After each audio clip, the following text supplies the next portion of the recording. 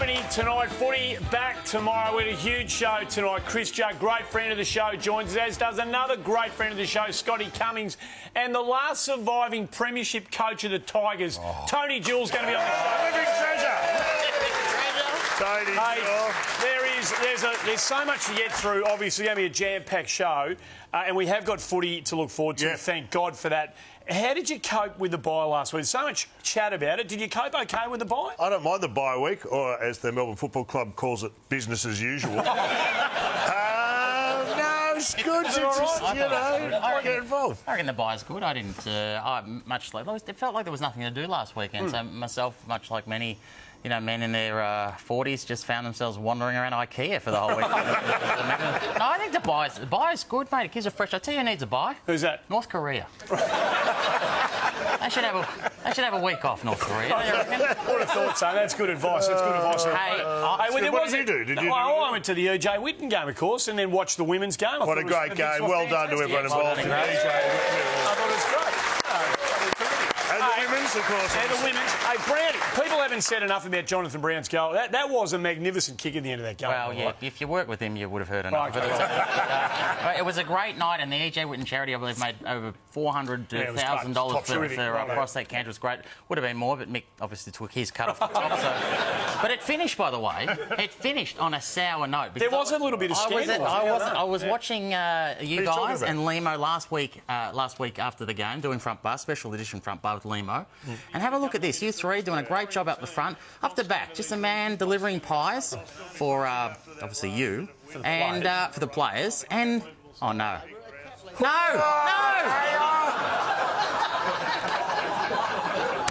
That is such Now, it's like working with a Hamburglar or something. What's going on also, there? considering the shape of some of those players, that's not a smart move by that man. No, very dangerous. Danger money for that. That was a scandal. Unfortunately, just took the edge off what was an otherwise magnificent night.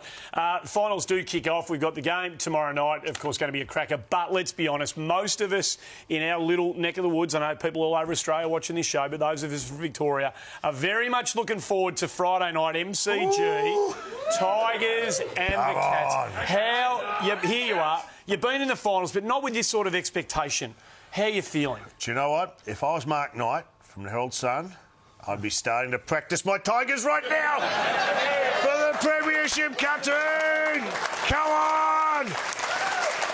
A muscly tiger in the middle of the cup. You're right, though, because the expectations, they're up and about. The expectations are high. I'm worried about you, mate. You've been trying to put on a brave face. Well, for us neutral supporters, I've said before, the dream of you going out in straight sets is still alive.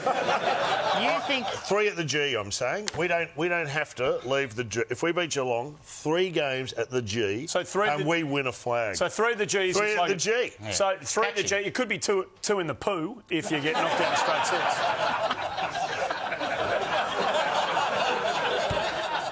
That never came up in rehearsal.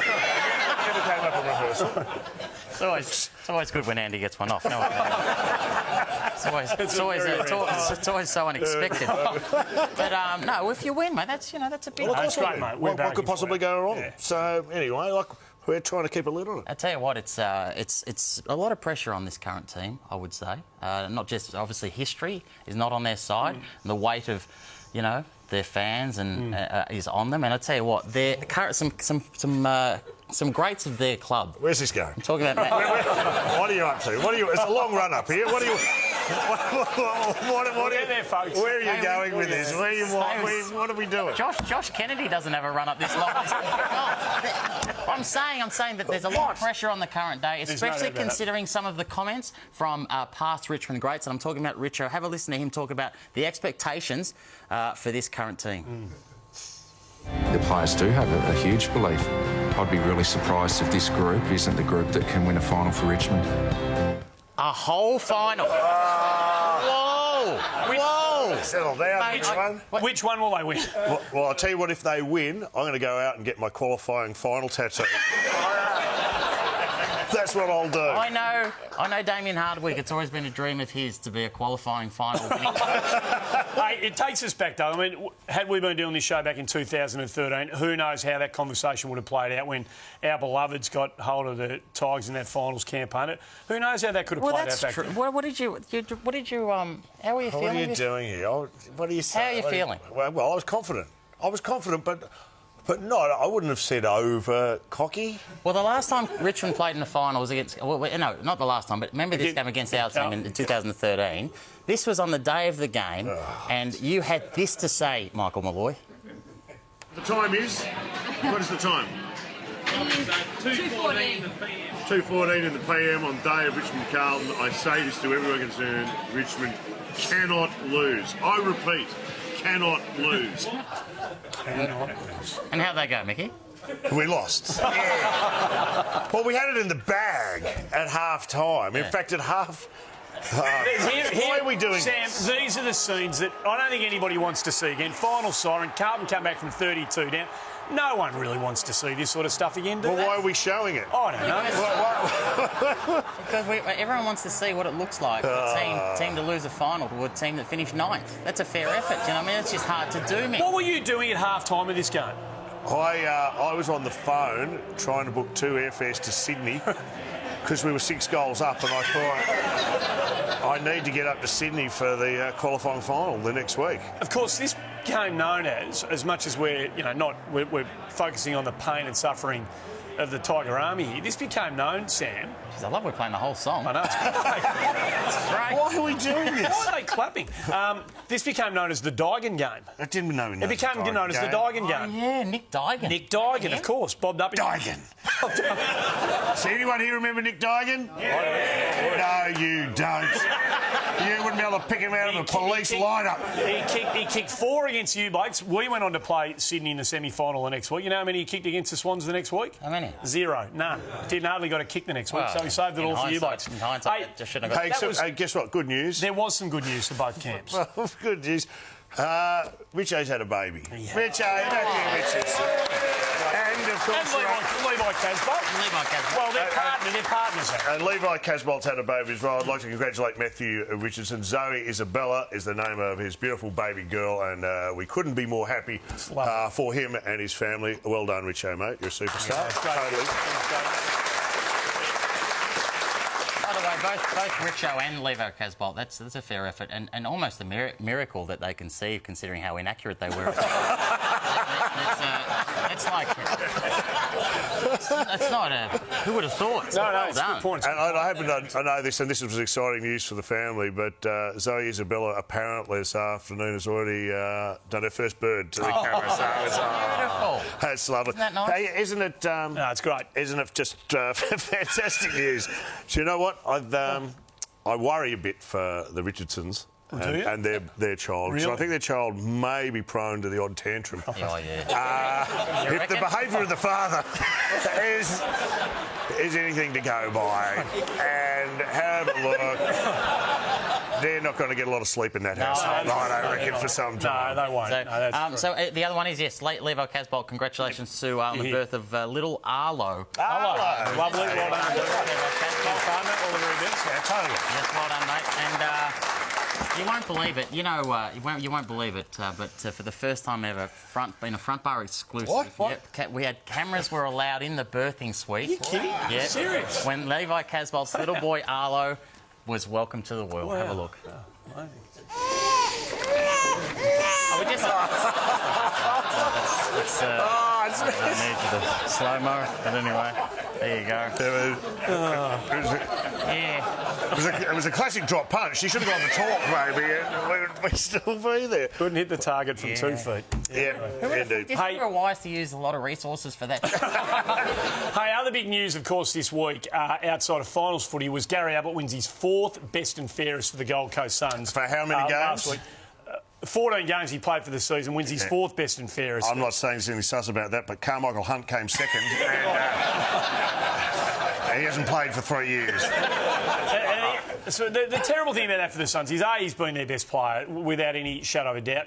But it's shrouded in, the uncertainty of what his future at this football club looks like. It still remains terribly unclear. Is there any uncertainty? I don't think there's any uncertainty. Really? I think it was very clear about where his future lies, and I thought his message was very encouraging. No matter what happens, that that I have helped the football club in some way, and they're heading in the right direction, or we're heading in the right direction. So.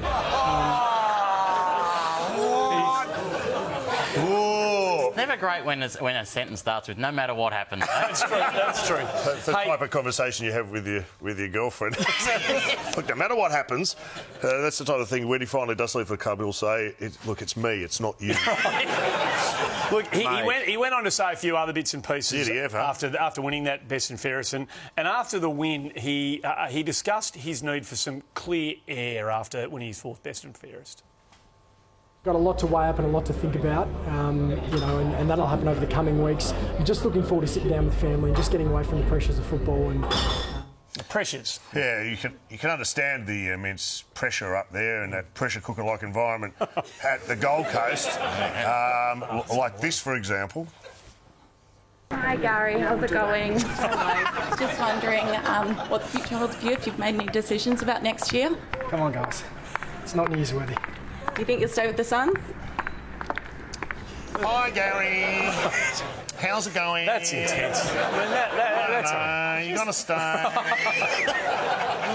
don't know. That's unfair, Gary. What about the that's intensity? just How she incredible. just didn't let him go. That's She's unfair. Scrum. almost like, hey, Gary. Just give the bloke some- Stop, Gary. Stop. I don't know, Gary. Give the bloke some space. I for love goodness sake. that reporter. She's the. I wish she was on this show. Well, she probably will be next year. I know there's something brewing. You haven't quite told me the news yet. You'll get around it one of Well, these look, days. no matter what happens. Yeah. Hey, It's not you. It's not you, right? It's not you. Right, thanks. Hey, Collingwood, again, just getting away from the finals teams again, because Collingwood's not in the finals again. They've been in the news for a whole heap of reasons, dealing with some past player issues and some current player issues, of course, with Chris Mayne being central to those. And Nathan Buckley was on SEN this week discussing the sort of millstone around his neck that Chris Mayne unfortunately has become. And There was a few things mixed up with that because our director of footy was flickering around, and there was a few things that happened in there that weren't ideal. And it's been a tough year for Maney, and we've got some decisions to make going forward with that. But that hasn't been a So you got great 2 result more in the years? first 12 months. 3. You got 3 more. Right. Come on, Kaz. 3 more to go. It's a big story. it's interesting. It is a big story. Would you say it's the biggest story of the week? I think it is, considering off the bye, you know what I mean? That's the big one. Well, that's why I was excited to be able to sit down one-on-one with Bucks. Not again. Well, last week I got Dusty. You've done this. You've done it again. I got the Dusty. I got a one-on-one this week for the big story. Jeez, Settle you're in down. form. Have a look at this as I go head-to-head with Bucks. Firstly, Bucks, thanks for your time. We appreciate you coming in today. Well, it's been a big year down at Collingwood, and there's some big questions that need to be answered. Let's start at the top, shall we, with the big one. Hen Buckley, Bucks, will Chris Mayne be at Collingwood next year? I don't follow Collingwood, I'm a Melbourne supporter. Wow. Well, there's a bombshell. Whew, I wasn't expecting to hear that. OK, well, can I ask you this then, Bucks? If Collingwood don't make the 8 next year, will you, N. Buckley, retire as coach of Collingwood? Like I said, me, don't follow Collingwood, not the coach, don't really give a rat's, really. That's not a no. There you have it. Some big answers from N. Buckley. Bucks here on the front end. Thanks for your time. I'm fast. Oh, well done, mate. I'm fast becoming a news break. And I'd like everyone to know that we did not pay N. Buckley for that interview. Yes, we did. Oh, we did? We did. We did. Yeah, we did. Okay. How much? I can't disclose that. I'll tell you. There it is. Well done. You are in cracking form. Thank you. We're going to get a break out of the way here on the front bar. There's so much more to come. Chris Judd and Tony Jewell amongst our special Lord. guests. But on the other side of the break, Scotty Cummings will join us on the show. Another exclusive, mate. Well done.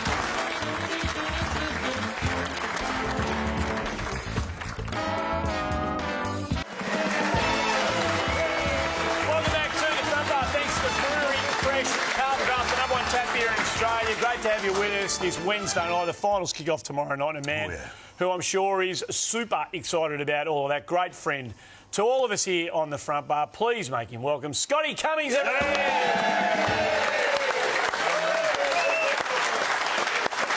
done, mate. On your involvement in the EJ Whitten match the other night. I watched this game and I loved it. And you know what it looked like to me? It looked like watching everyone on the field who had a peanut allergy and who'd eaten a peanut. You know how they all just puff up a bit? Well, it looked like the runner should have been carrying an EpiPen. Quick, go get Cummings. Stab. It's funny you say that, Mick, because by and large you're probably right, but mate, you turned the clock back in the first 25 minutes. This was in the first quarter. Look at this! Scotty! I'm not sure what you're actually laughing at. I'm searching for a word. What's the opposite of graceful? Look at this, the afterburners are on! And that may be the most humiliating moment in Campbell Brown's entire life. You have burned him off. Yeah, he said it was his career low point. But, you know, I've got that forever now. There you go. 3 in the first quarter. You're obviously... And did you think you had that in you still? Yeah, absolutely. You know, I've been working pretty hard towards it. And preparation. No surprise that... peaked real early. But that footage is reminding. It's just going to go down as an iconic image of the game. And if you have a closer look at it, have a look at it here. That's actually not a photo. That's vision. That's rolling. Look at you. It's like the. I tell you what, right now. If I ever need a Tinder account, that's my profile.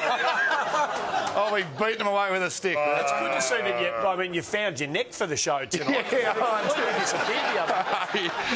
you gone? You started all that. You started that on the weekend. I tell you what, the other thing I loved, and we promoted it here on this show last week in conjunction with Amy, is to bring back the torp, and all the players got involved. And didn't you enjoy it? It was. Have a look at this. There he is, Big Brownie from outside. The players embraced the spirit, got into the barrel, and listened to the crowd.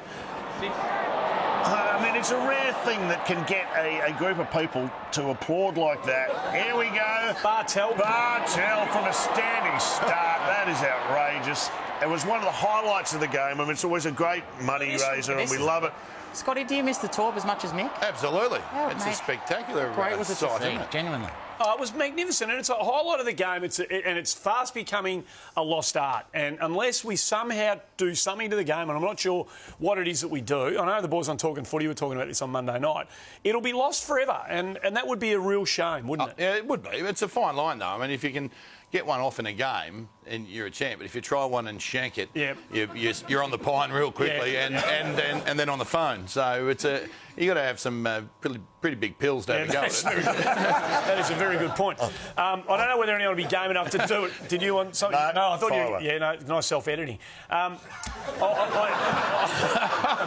was going to be something said. I don't know whether anyone's going to be game enough to do it during the finals campaign, but they do start. And you've got your old Bombers. There's a few of your old teams going around on the weekend. And on Saturday at the SCG, here we go. Go up and visit the Sydney Swans. It's going to be a hell of a game. They only played once up there this year, and if we look at the Essendon training today, Carl Hook, it doesn't look like, based on what we saw, that he's going to get up, although it does look like that Hurley and Fantasia will be selected. They both trained really strongly today. So a bit of good news for the Bombers. What hope have they got? I mean, it was the Brendan Goddard cock-up that really buggered them up when they went up at the SCG early this year. They were, 20-odd points up with a couple of minutes to go, and they had 3 errors from senior players that you wouldn't expect to happen again. And Sydney were back on track at round 14, I think it was. So you've got to give the Bombers an absolute chance. So they'll take some confidence out of that. Well, for sure. They had them on toast. And as I said, it was senior players made a couple of mistakes that they don't normally make. So, yeah, absolutely give them some hope. But wouldn't it be great? Yeah, if you're just joining in, by the way, Sydney hot favourites. I know you wouldn't know it to listen to Andy and Scotty. Well, we're trying to build a case for the underdog, and momentum, because you want to go in thinking that they've got a chance. And mate, there should be a mercy rule for that. Momentum's an interesting thing because there's a lot of positive momentum around the Richmond Footy Club at the moment. And Andy McGrath, who's been such a revelation for Essendon this year, wins the Rising Star last week, having been crowned the best first-year player in the competition. What a remarkable season this young man. Fantastic. Together, hasn't he? Great honour, well deserved. He did it well. Absolutely. Give it around. Did you win the Rising Star in your first year? Because I know you got off to a flyer. Well, the wheels must have dropped off because have a look at your first game, which, funnily enough, is against Sydney. Essendon Sydney, the big showdown this weekend. There you are, about to kick one of the 8 goals you kicked on debut. 8? In one of the most remarkable debuts of the modern era, and there were big tickets put on you after this, wasn't there? Yeah, there were some big expectations. What's with the long sleeves, Scotty? What's with the tight shorts? Well, they weren't supposed to be tight. But you need the jaws of life to get into those things. Jeez Louise. Because here, have a look at this. This is the cover of Inside Footy after your very first game. Great Scott. Is he the new Coleman? On debut, and I'm guessing they're referring to Jonathan Coleman. Who wrote that? The Flogs in next year wrote that. Here we go. And that's probably where the relationship started to sour with Sheeds, because he came on, he read that and went, I'll show you. He started playing me at centre half back, and I said, well, when did John Coleman play centre half back? But it is also a credit to Mari that you could be so horribly inaccurate and still have a 30-year career in the media. Why did you do that? I was there. No, because I was there that day and so overwhelmed with the 62,000 of us that were there that day by the performance of the great man that we thought we'd seen something particularly special. Mate, it seems mildly irresponsible, by the way. It does a bit. That was 30 years ago, and tonight, and this is why he's one of the best in the business, he managed to get the phrases cock up and buggered into the one sentence. So, congratulations, Andy. Well, they were big back in about 1937 when I first started out in the caper. Hey, you kicked 8 that day. Want to go through them? No, we don't. You kicked 8, but there's a part of this show that features 6, and it makes let's do it. come back tonight. Here it is, ladies and gentlemen. Time for Sam 6. It's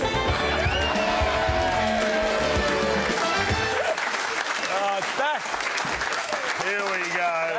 It's back. And this has been a fair while in the making. Yeah, no, this one has been... How long since you last? It's been a while. No, I did one 2 weeks ago. Did you? Didn't I? Oh, I settled down. Sorry, mate. I'm all off kilter because Andy's getting a lot of laughs tonight. We're not used to it. No, this one here, this one has been a season in the making, Mickey, because obviously the football, as we all know, we're all adults, is covered by Channel 7 and Fox Footy. That's true. Now, Fox Footy over the year have just taken it up a level in terms of, the famous, a picture tells 1,000 words. Right? Yeah. When it comes to the Fox Footy graphics department, I think that they've had a cracking year. Have they? And so the topic of tonight's Sam 6 is my 6 favourite Fox Footy graphics. Oh, good on you. All right. Now I'll just start. Good on you. Now this is earlier on in the year. Earlier on in the year. Have another beer. Yeah. Drink me way through this one.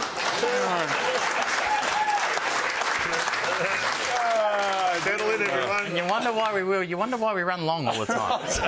So the Giants had a poor run of form. I don't know if you remember this. They had 3 or 4 weeks where they were on the slide, if you know what I mean. So the Fox Footy department, number 6, went with this slide. Look at that. What's coming down the slide? Well, that's the Giants' last 5 games where they were on the slide. Yeah, I get hey, Don't. Good metaphor. Yeah, but don't dig too deep with some follow-up questions. I'm telling you now. All right. Number 5. This one's hard to just. I don't know what they're doing here. It's just giant feet going across the screen. I don't really know what they're doing here, right? I don't know what that. I'm glad you saw that too, because I was at home going, what are you doing? I don't know what that. I cannot explain that one. Right? So we're just going to move on. So that was number 5. Number 4 though. Now this is regarding the Western Bulldogs and they've made Etihad Stadium a fortress. They have. Right? So they were kind of calling it like the kennel. You know what I mean? So this is there's the kennel. I think that's. Well, it doesn't matter who it is, right? There's the kennel. Moody. It's a massive kennel. It's a massive kennel, and by the way, not to be trampled on. See, that security guard, like get out of the way, mate. Jeez, you're almost. So that's the. Don't. Once again, there's no questions to be asked. It's just a kennel. Why didn't they do the dog? Why is it just the I don't know the answers. It's like an invisible dog. So that's the kennel. Here one. This is number 3. You'll like this one. Number 3 is It's about the Tigers, and you know they got on a roll, and so many fans or so many people hopping on the Tiger train. Yeah. So what does Fox Footy do? Tiger train. A Tiger? No. Here it comes. A Tiger train. Right. Look at this. Oh, hey! That's John. That's Johnny. That's John Ralph pulling down on an imaginary noose around his neck. Number two, my second favourite. What about this one? Now this one. Towards the end of the season, right? Places for the top 8 were heating up, right? There was a race for places in the top 8. That's true. This one here. So Ben Dixon, he really committed to this one. It was like I said, like it was a race for positions in the top 8. Have a look at Dicko. It's like he's at a racetrack, and there the teams are going around, Vicky. Oh, that's magnificent. They're calling it this. The game was at Subiaco. Yeah, it was a Subi 500. Oh, I love it. So, look at that. Oh, that's brilliant. I love that they make that. But no one at the ground can see this, right? No. So all they see is him out the corner shouting with his headphones on. What's he doing? It's still going, by the way. It's still going. Oh, it's the and 500. Dicko is still committing to the role. Have a look at him go. All right, let's finish up because we've got. Is there one more? Yeah, there's one more. I know it feels like it's been longer. I know, but How can you top that? I don't know if I have. Freo were playing Geelong, yes, and they were talking about Aaron Sandilands' ruck work, and they had it as kind of real estate, right? Where so Aaron Sandilands was like like Sandilands Heights. Sandilands Heights. Yeah. They were playing Geelong, so Dangerwood Estate came in and knocked down the Heights, and then what? Yeah, they come down, and then Kingy right of screen there. It gets bigger. It's bigger and bigger. But Kingy right, I'm concerned because when Dangerwood Heights come. Dangerwood Estate comes in. Get out of the way, Kingy! Get out of the way! That is.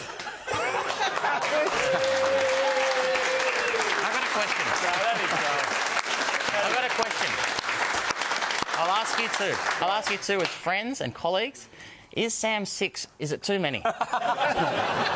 Is 6 too many? Not for me, it's not. I love That's my 6 favourite Fox Footy. Well done. 6 to the power 6. That was great. Scotty, from where you sit? Probably 2 or 3 would be enough.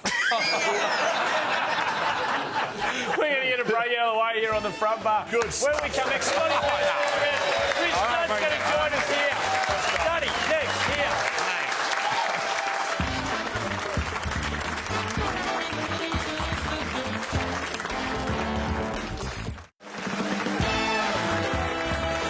Welcome back to the front bar. We've got one of our great mates on the show over behind the bar, Scotty Cummings, and another one joins us here at the main bar. Please make him welcome Chris Judd, everybody.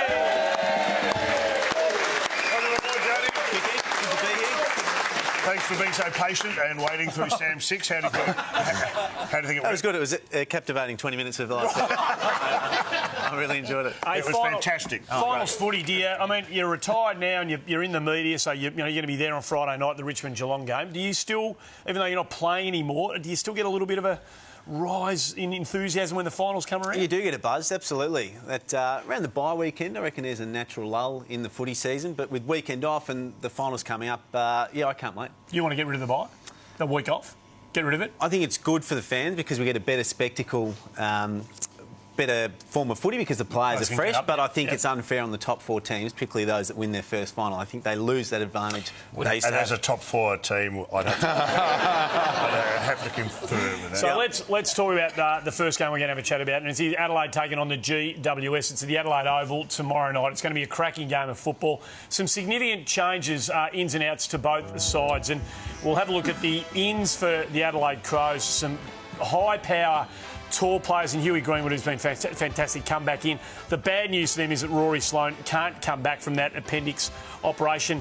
And on the outside for the Giants, Stevie J is omitted after his poor performance in their round 23 game.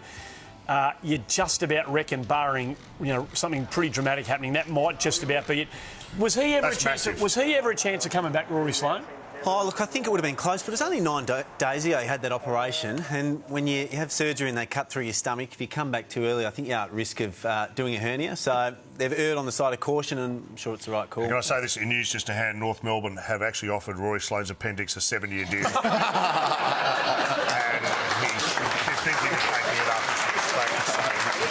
It's great stuff. So both of you, mates, you both watched a lot of footy. Maybe go to you first, Scotty, and then you next, Juddy. Stevie J, I mean, who knows what happens? They might have a spate of injuries and they need him to come back into the side. But barring that, has Leon Cameron and his match committee made a pretty big statement here with Steve Johnson, do you think? Oh, I think his form probably doesn't warrant him playing, but I wouldn't wrap him up just yet. I'd just wait to see what happens, because one, he's going to be able to help him on off field as well, but just keep him waiting. If there's an injury, he's likely to come out and put on a Stevie J performance. I think we'd all want to see that too. Juddy, what did you think about that news? It's not actually that new to some people because of the leak earlier on in the week. What did you make of that? And is that ever happened in your time? The Stevie J leak? Yeah, it came out earlier on this week that he'd been dropped. Didn't happen too often, Sam. No. Do you reckon? See, this is why I don't ask many questions. I thought you were setting up for some sort of.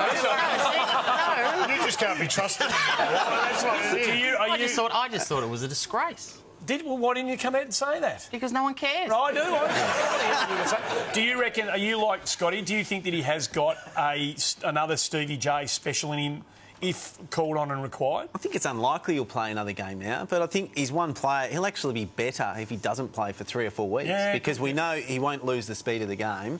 The only issue he has is a physical one, and the longer he has off, the better that knee's going to be. So, like Scotty said, he won't be going out on the beers just yet. He'll be, getting his body as well as it can be in case he's called upon. Oh, so fine. You give good answers to Andy. Sitting there like a... Let's talk about it, Tigers. Friday night. Tigers Geelong. Can Richmond win this? I've tipped Richmond this week. Yes! I'm so happy. Is that to intentionally put the moz on them? If you know what I mean? Like, why do you think they're... I actually think they've had a really good year, and Cats are a different team away from Simmons Stadium, and I like the Tigers. Geelong's won the last 13 against them. You realise that? Like, does that sort of that becomes 13 straight? They've won the Cats over the Tigers. Statistics, Andy. It's meaningless. I think we can do it. I think we can. And a lot of people think you're right, and a lot of people are barracking for it. Joel Selwood. I'll start with you. You played a lot against him. Was there ever any doubt in your mind that he'd actually get over that syndesmosis and get himself up for this? Never any doubt at all. But it's a really significant injury. It's sort of a 3-month injury for a lot of people, particularly after the surgery. So, he looks fresh, Juddy, doesn't he? He looks fresh. Like the week I've done him the world of good. Hey, look at him. He did his ankle in a head-high tackle. He was ducking that far at the time. He'd actually got his ankle in his hand in the same movement. He looked good.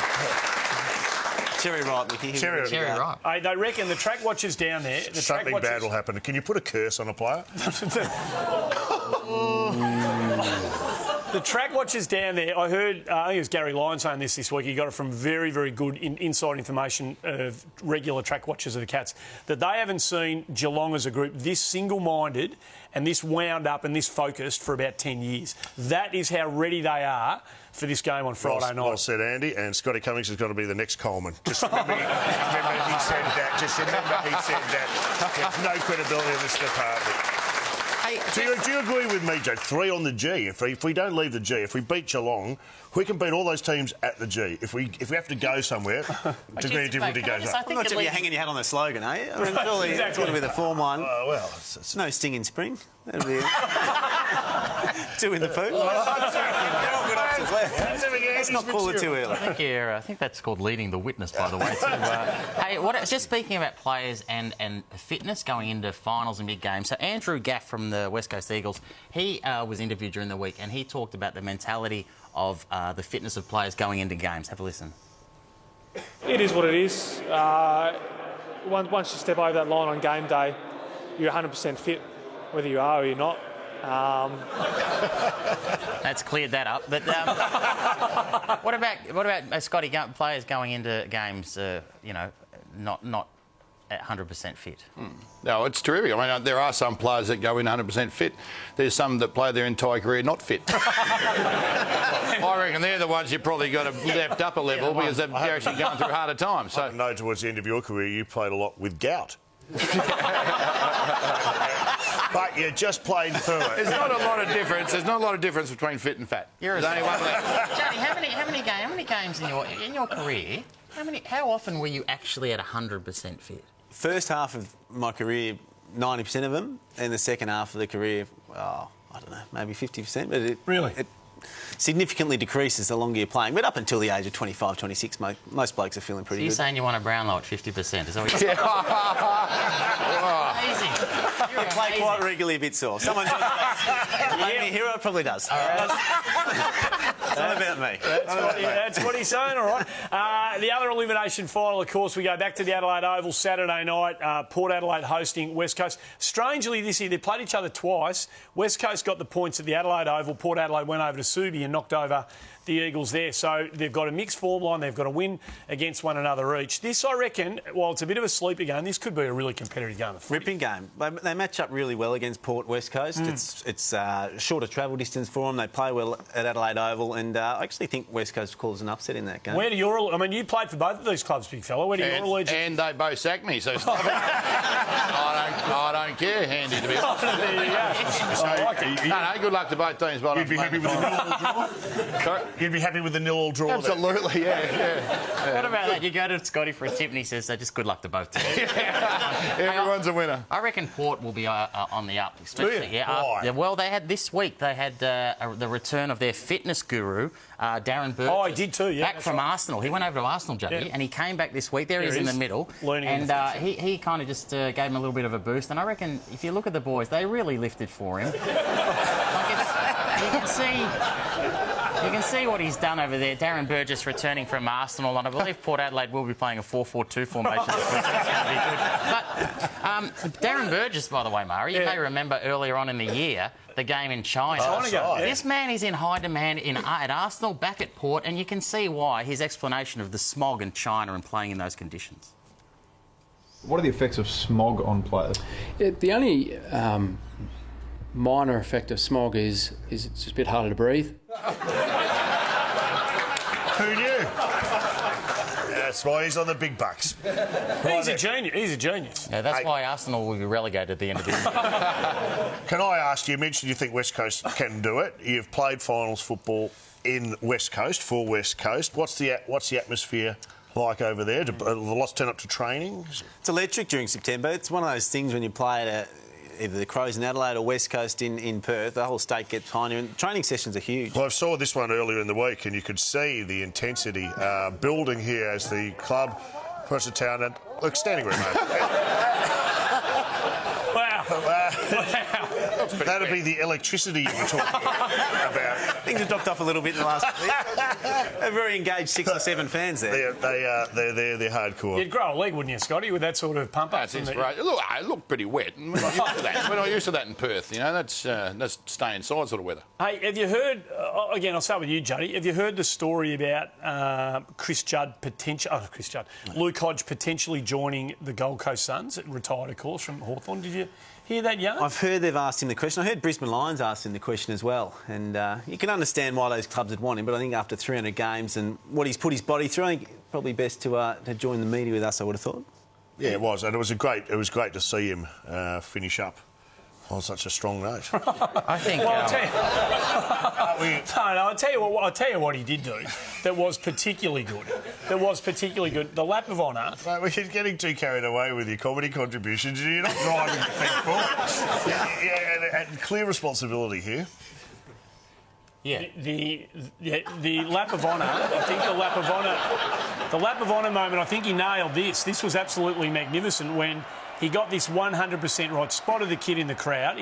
Some of his form might have been a bit sketchy at the end, but he nailed that. That was a perfect moment, wasn't it? Yeah, in hindsight, probably shouldn't have gone back for that, Andy, but anyway. Hey, what I'd say is that is you think that is a fitting way for Hodgie to finish his career? Absolutely. Throwing a ball to a kid in a crowd. Just remembering remembering who's there to enjoy the work that they do. You were great with the fans. I remember. People's champ. Yeah.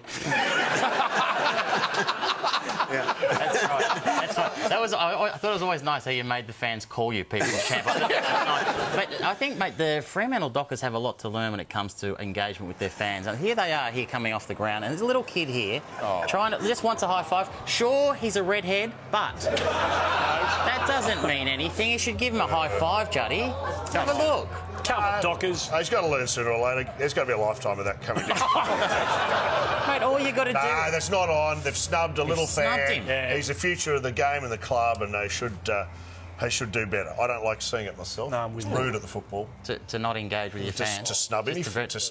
It's a bit rich coming from you, by the way, considering the last time you were at a Richmond game. The way you handled this little fan sitting in front of you, this little bloke in the front there. Have a look at you there. Whoa! Look at you. Look at that. Whoa! Hey, I'm an alpha male. I'm at the footy. I felt threatened. You know how it feels, Juddy. Yep. I'm just glad you didn't pull it out and mark your territory. Well.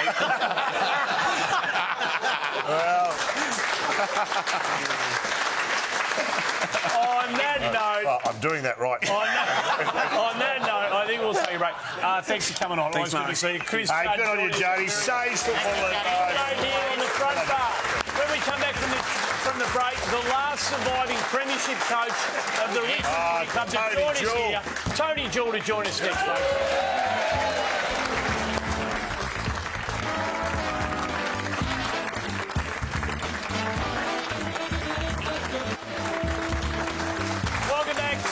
Front bar, great to have you with us, and what a joy it is on this massive week for the Richmond Footy Club, embarking on a really serious finals campaign ahead of them. We have got their last surviving premiership coach from 1980. Please make him welcome, Tony Jewell, everybody.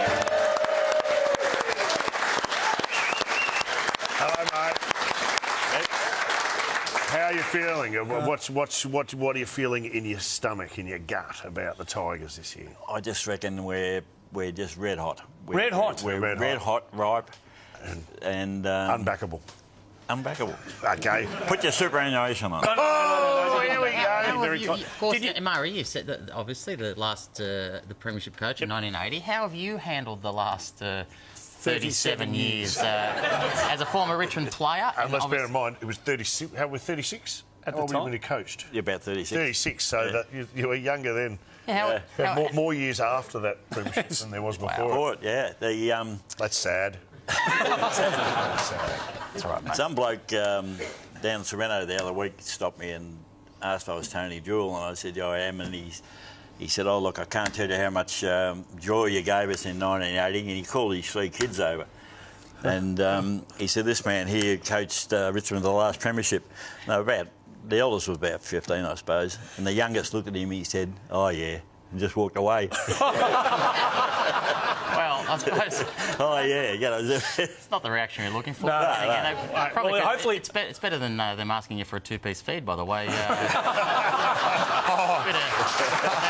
Colonel about you. You're aging magnificently, mate. You're aging hopefully that young fella's watching tonight, because here we go. Look at these great scenes. It was do you watch this back? And is this like yesterday for you?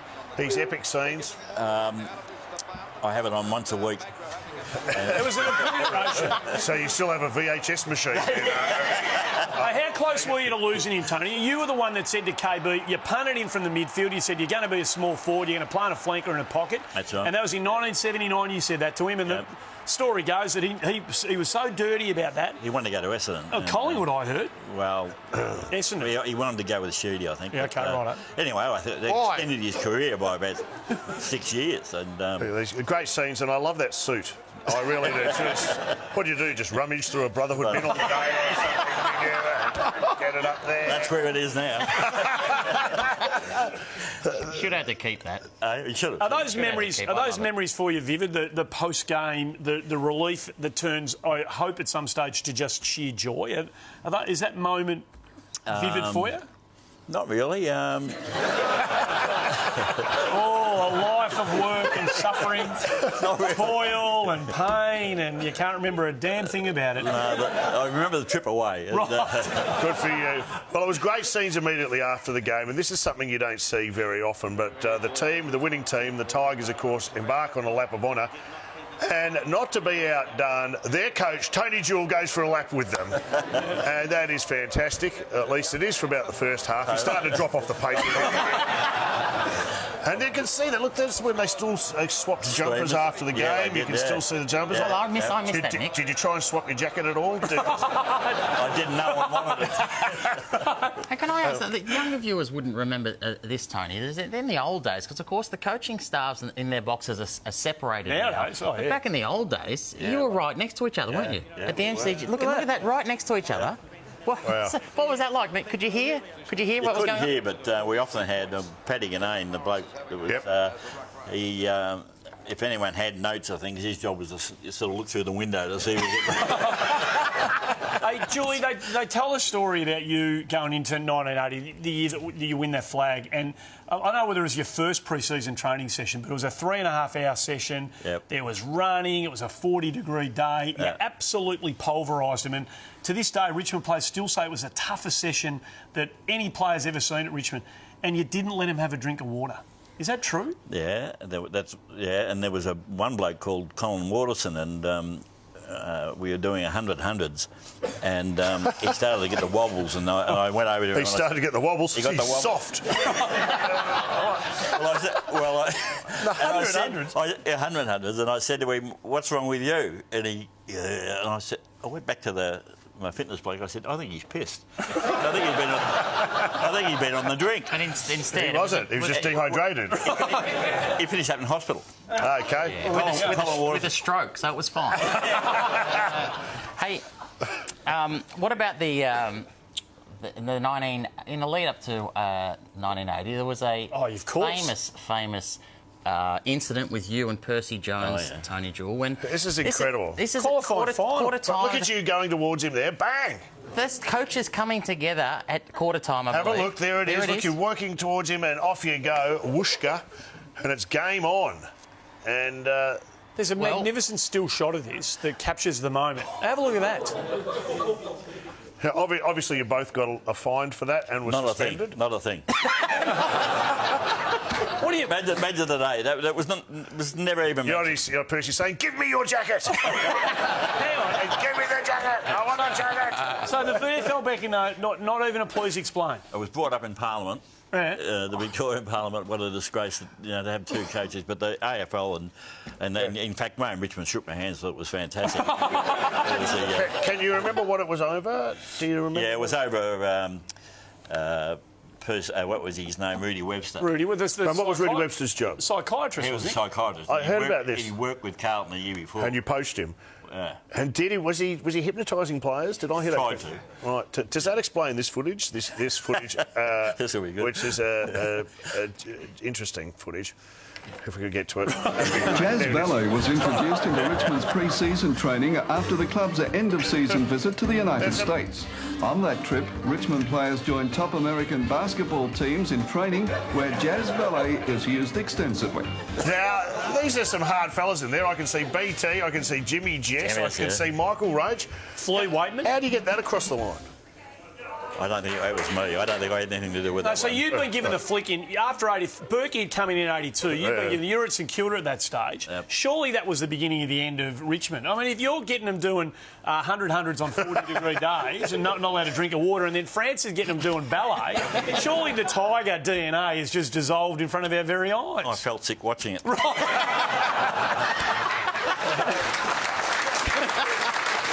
Can you hang around? There's a lot of stuff we want to talk about. Hang around, mate. We're going to take a break, but we need you to hang around. Yeah, Tony Jewell's going to stick around. There's plenty more to come. On the other side, Tiger Premiership coach. And mixed multi as well. All to come. Tony Jewell. Johnny Cummins after this.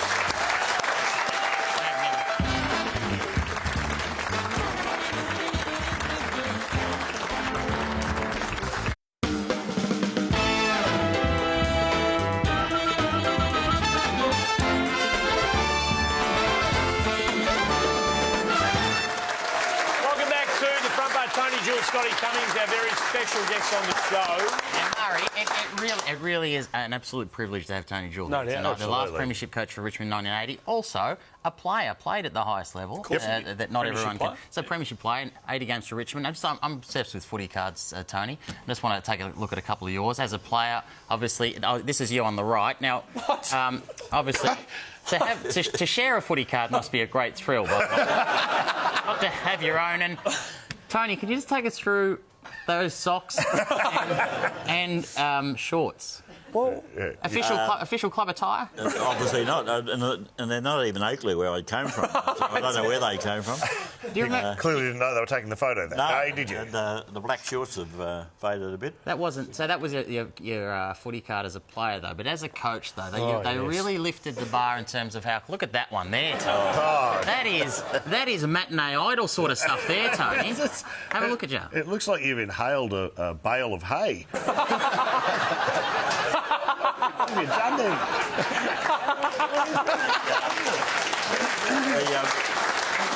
The bloke I bought that jacket off, Graham Richmond, who was the godfather of the club, went to him and said, now he's a coach and he'll be on TV, get him to get rid of that silly moustache.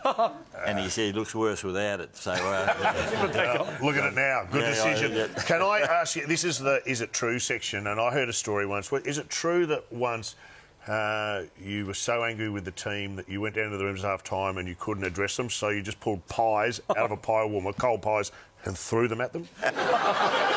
Did I hear that right? Surely not. Is that true or false? It was half true. What is the truth of the story? Well, I threw a pie at Dale Waite. And like you didn't chuck it at Clokey, you would have woofed it. So why did you chuck a pie at Dale Waite? I'm not really sure, but it wasn't really with intent. I just sort of, said something, what are you smiling at? He was sitting in the corner with Jimmy Jess, and it hit the wall behind him, and he just looked at me and said, can I have some sauce? I can't. Those were the days. Those were the days. Hey, I wish I played for you. I wish I played for you. Tony Jewell, your coaching techniques, it's hard to get a read on them, you know what I mean? With 100 hundreds, you're taking water away, and another chance you're throwing food. I don't know where you can look. Hey, but this is an amazing thing. Premiership coach in 1980 we talked about. Gone by the end of 81. What happened?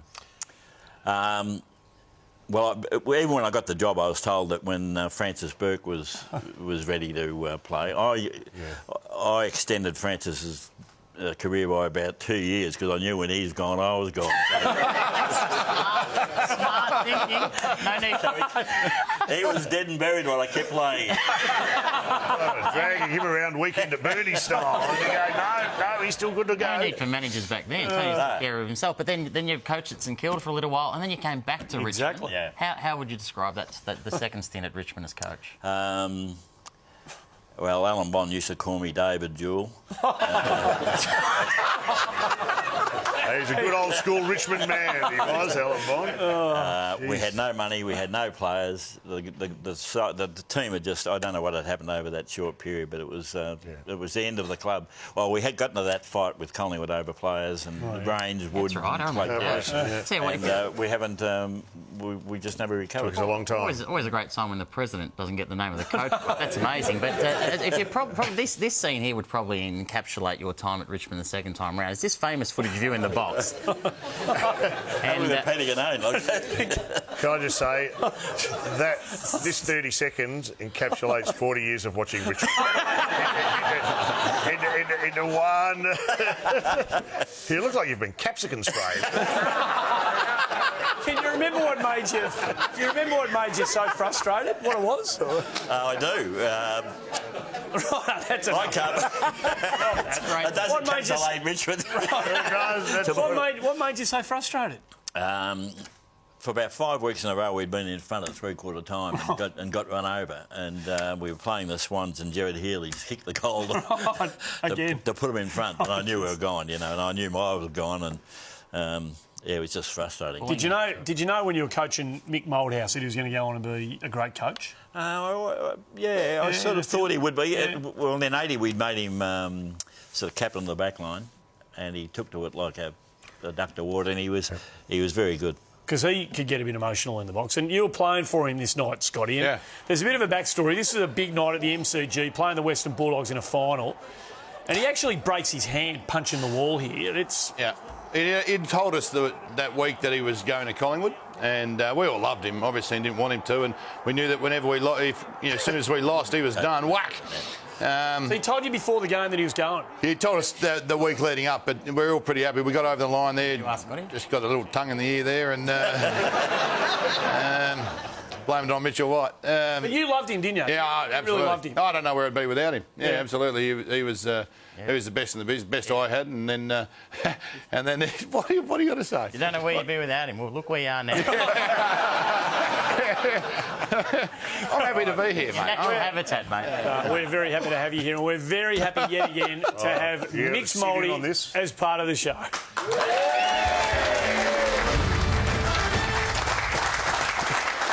Right, Mickey, what do you got? How many legs did we get last week? 0. I think we got No, we got one. Did we get one? I've been told by the punters. You know what Tony said to me just when he came in? He goes, well, a lot of pressure on Mixed Multi after your 6. At least I only do 4. That's all I'm saying. There's 4 legs. Here we go. First leg. This is unbackable. Have a look at this bloke, our Prime Minister. You can't get any closer to a hoop than that. And I would like to wager that there are never released a set of basketball shoes called Air Turnbulls. Can I have that? No, Mickey, you can't have that.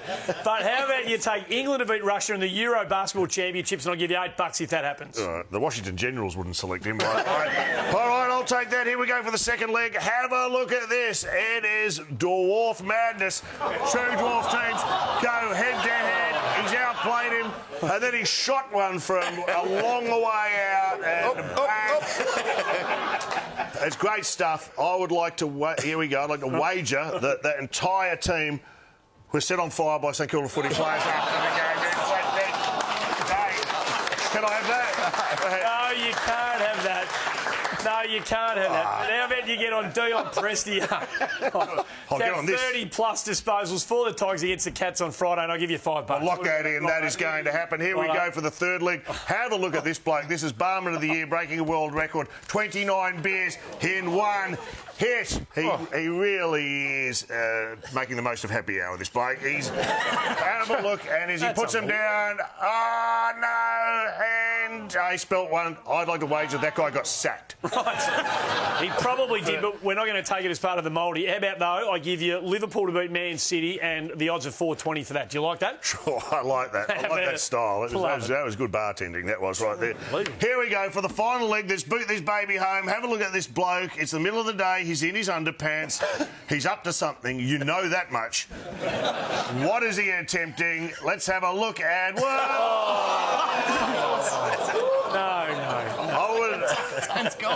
I'd like to wager that guy failed his audition for Cirque du Soleil. He probably did, but we're not going to take it. I'll tell you what, the NFL kicks off. What if I give you the Pats to beat the Chiefs? And at 14, you've got to beat them by 14 plus. Bag it up. I'll give what you does it take? $2.33. Here it is, the total for Mixed Multi. Yes, $3.92. Get on it, people. If you want to have a go at Mixed Multi, download the Sportsbet app. Look for Mixed Multi. You can retire on this. No, you do it responsibly. I've never been so bullish. Just exercise some caution. Tony, it's been an absolute... Honestly, it's been a joy having you on the show. Thanks for coming and being our special guest. Tony Jewell, our very huge weekend for the Tigers, joining us here on the front. But we're going to get our last break out of the way. Come back with a last shout, wrap it all up after this. Got a good feeling?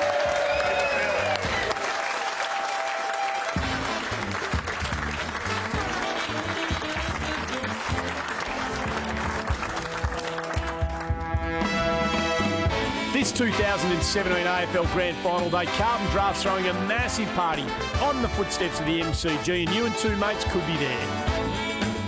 Mega screens, free drink vouchers, rub shoulders with AFL legends, and the chance to win tickets into the game. Head to carltondraft.com.au to enter, for over 18s only.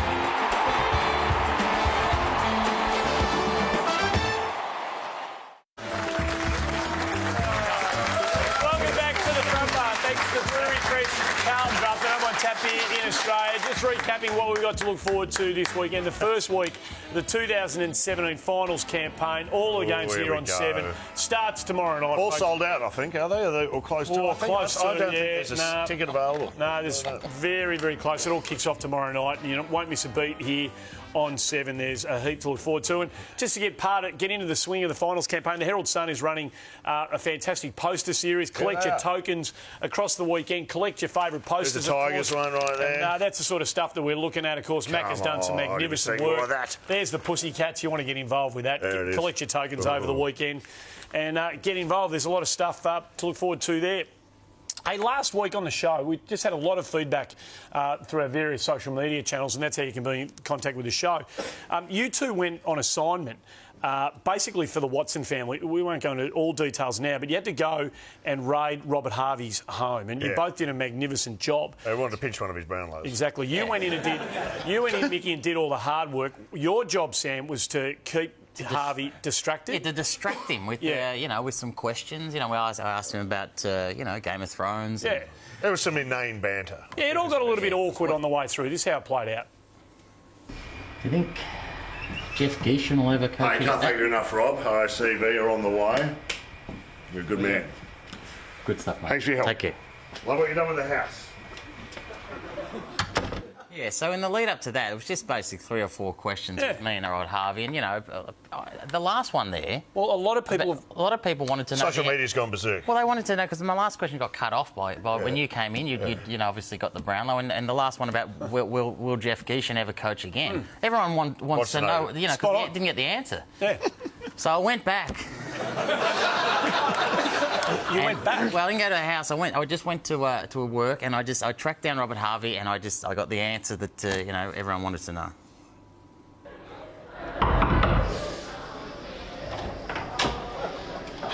Sam. Hey, Harves. Just following up from last week, mate. Do you think Jeff Geeshan will ever coach again? I wouldn't have thought, no. Okay. Did Yeah. Thanks, mate. There you go. That's been a hot topic in the footy world. No, there's no doubt. Yeah. I'm glad we put that one to bed. Yeah, no, a lot of people wanted to know this week. Is that a shock to you, Scotty? Yeah, that blew my mind. Yeah, right. There you go. Time now, before we say goodbye, time now for the last shout. Well, strap yourself in. We're breaking with tradition, and I've gone rogue here tonight. I just wanted to... Well, I've got a last shout that I just wanted to run by you, and it's all what are you... It's all No. It's all to do with TV and the changing face of TV. It's changed, but some things never change. And tonight... This is not on the rundown. I know. Tonight, I would like to give a here's cheers and a salute to one of the staple items on Australian TV, the great Aussie game show. Oh, no. Oh. Yes, it's the show all Australians have ended to see. It's the great TV game show. That's it. The Castaways team number.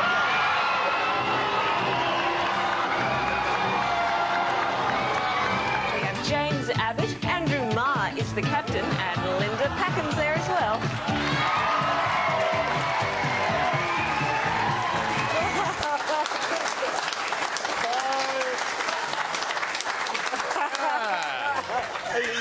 Yeah, this wasn't in the rundown. So many questions. So many questions, but let's take a look at the team captain, Andy. And Andy, who are you? Who are you? What's your character there? I'm Harrison Ford from Raiders of the Lost Ark. Look, identical. Hang on, look at that now. Do you think that was slightly ambitious? In his professorial role, when he was the professor, he was the lecturer. The geek. The geek, exactly. What did you have to do on that game show? I had to answer questions about movies and TV, and my special subject was Raiders of the Lost Ark. Why are you doing this? Because we can. Because we can. Can I ask, and you did pretty well. Can I say something? I was quite impressed by your ability and your general knowledge across the board. Were you not?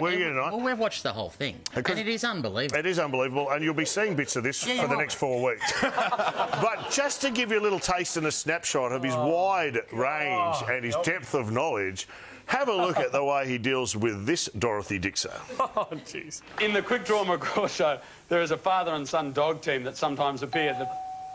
Andrew. Oggy Doggy and Doggy Daddy. Well done, yes.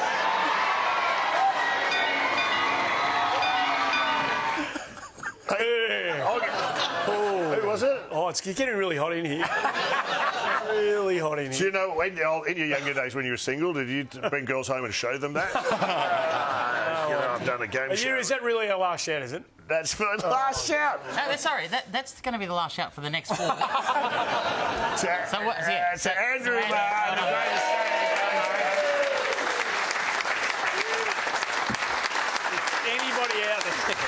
Anybody out there wants to blow up YouTube between now and next week, I'll be very, very happy if Did you know that was out there? Have you been living in fear that one day? Terrified that would surface at some stage. Yeah, well, we've got it. We've got the whole thing. Hey, that is it.